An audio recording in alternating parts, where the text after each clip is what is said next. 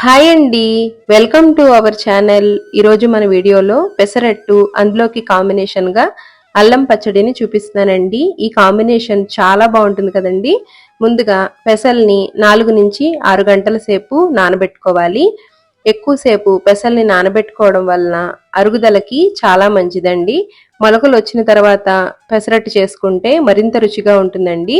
ఇలా నానబెట్టుకున్న పెసల్ని నీళ్ళేమీ లేకుండా మొదట మిక్సీ జార్లోకి తీసుకోవాలి. ఇందులోకి అల్లాన్ని వేసుకోవాలి. అలాగే కారానికి తగినట్లుగా పచ్చిమిరపకాయల్ని వేసుకోవాలి. పెసరట్లకి అల్లం పచ్చిమిర్చి తోటి మిక్సీ చేసుకుంటే రుచి చాలా బాగుంటుందండి.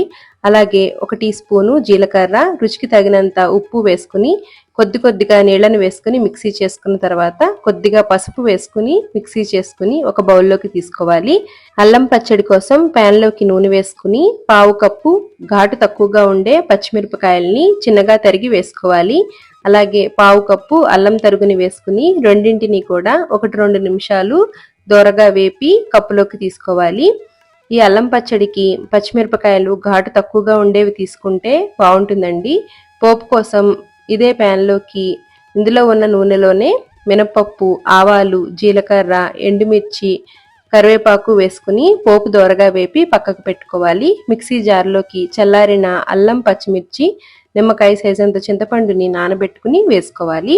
అలాగే 1 కప్పు వరకు బెల్లాన్ని వేసుకోవాలి. అల్లం పచ్చడికి బెల్లం ఎక్కువగా ఉంటేనే రుచి బాగుంటుందండి.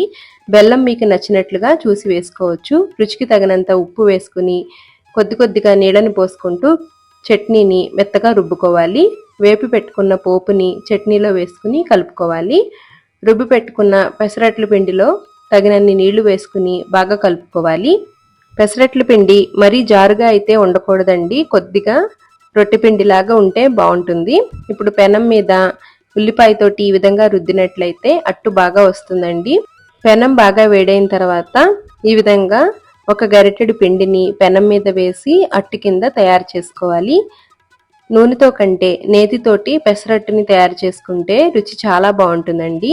చిన్నగా తరిగి పెట్టుకున్న ఉల్లి తరుగు, నచ్చితే పచ్చిమిర్చి, అల్లం, జీలకర్రని కూడా వేసుకోవచ్చు. చుట్టూ అంచులకి నూనె వేసుకుని క్రిస్పీగా అయ్యే వరకు ఒక వెంపు ఫ్రై చేసుకుంటే పెసరట్టు సరిపోతుందండి. రెండవ వెంపుకు తిప్పినట్లయితే ఫ్లేమ్ని లోలో పెట్టుకుని ఫ్రై చేసుకోవాలి.